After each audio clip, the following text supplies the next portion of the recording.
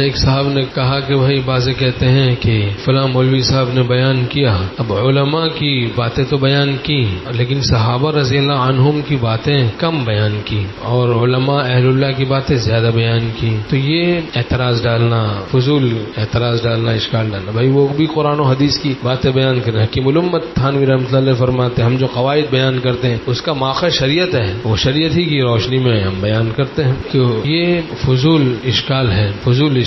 ہم نے ان سے کہا بھائی یہ اشکال فضول کا ہے، چونکہ نائب کی بات تو منیب کی بات ہے، وہ گناہوں سے روک رہے ہیں یا گناہوں کی دعوت دے رہے ہیں؟ تو گناہوں سے روک رہے ہیں اور اپنے بزرگوں کی باتیں بیان کر رہے ہیں، تو نائب کی بات تو منیب کی بات ہے، قرآن پاک میں مذکور واتبع سبیل من اناب الی، جو میری ہی طرف متوجہ ہیں ان کی اتباع کرو۔ تو نائب کی بات تو بھائی منیب کی بات ہے۔ العلماء ورثۃ الانبیاء، علماء تو انبیاء کے وارث ہیں، تو یہ اصل میں ایسی بات ہے عوام میں اشکالات ڈال کے اہل باطل چاہتے ہیں علماء سے اہل اللہ سے دور کرنا، اور جب عوام اہل اللہ سے علماء سے دور ہو جاتی ہے تو ان کو ہلاک کرنا شیطان کے لیے اور گمراہ کن ایجنسیوں کے لیے بہت آسان ہو جاتا ہے۔ ہمارے حضرت والا نے فرمایا مشرق سے مغرب، شمال سے جنوب جتنے لوگ بھی گمراہ ہو رہے ہیں اور گمراہ کر رہے ہیں اس کی وجہ اللہ والوں سے دوری ہے۔ اور حضرت مولانا ابرار الحق صاحب رحمۃ اللہ علیہ فرماتے تھے کہ جتنے باطل فرقوں کے بانی ہیں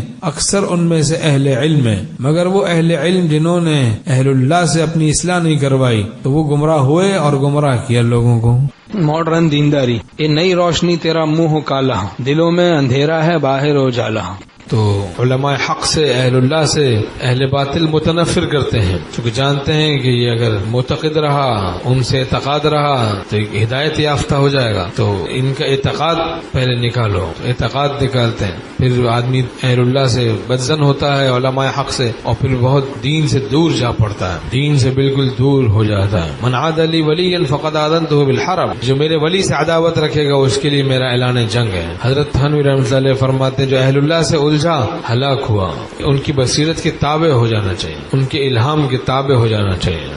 الخیر مع اکابرکم، حدیث پاک میں خیر تمہارے اکابر کے ساتھ ہے، البرکۃ مع اکابرکم، برکت تمہارے اکابر کے ساتھ ہے۔ ہمارے شیخ دامت برکاتہم نے فرمایا پہلے یہ بات کافی ہو جاتی تھی کہ بھائی مولانا قاسم نانوتوی رحمۃ اللہ نے یوں فرمایا، بس عوام کے لیے کافی ہوتی وہ بات، ٹھیک ہے اگر بیان کرنے والا بتانے والا معتبر ہے تو اتنی بات کافی ہوتی عمل کے لیے۔ مولانا گنگوہی رحمہ اللہ نے یوں فرمایا، حاجی امداد اللہ مہاجر مکی رحمہ اللہ نے یوں فرمایا، حکیم الامت تھانوی رحمۃ اللہ نے یوں فرمایا، یہ بڑے بڑے علماء حق ہیں تو یہ اپنے گھر سے تھوڑا باتیں پیش کرتے ہیں تو یہ کافی ہوتا۔ اب جرت بڑھ گئی، اب بک بک بک بک کرنے کی بیماری ہوگی۔ ان اللہ کرہ لکم قیل وقالا، اللہ بک بک کرنے کو ناپسند کرتا ہے۔ اب تو احکام شریعت کے مقابلے میں اپنی رائے چل رہی ہے، آزاد خیالی عجیب ہے۔ آزاد خیالوں کی صحبت بھی تو بری صحبت ہے۔ اب اولیاء اللہ پر اعتراضات کرنے والوں کے پاس خاموش بیٹھے اخلاق سے، یہ بھی ظالم بڑا بد اخلاق ہے۔ غیبتیں سن رہا ہے، غیبت کرنا جیسے گناہ ہے ایسے سننا بھی گناہ، کیسے ولایت نصیب ہوگی، کیسے تعلق مع اللہ نصیب ہوگا، کیسے لعنت سے بچے گا۔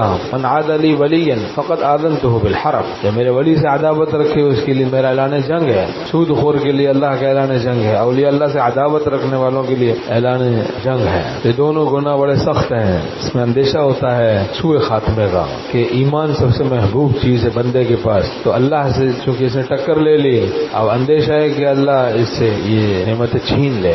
اللہم احفظنا، اللہ ہم سب کو اپنی زبانوں کو لگام دینے کی توفیق نصیب فرمائے، علماء حق اور اہل اللہ کا سچا غلام بنائے، سچی غلامی نصیب فرمائے، اتباع سنت کی توفیق نصیب فرمائے، سنتوں پر زندہ رکھے، سنتوں پر موت دے۔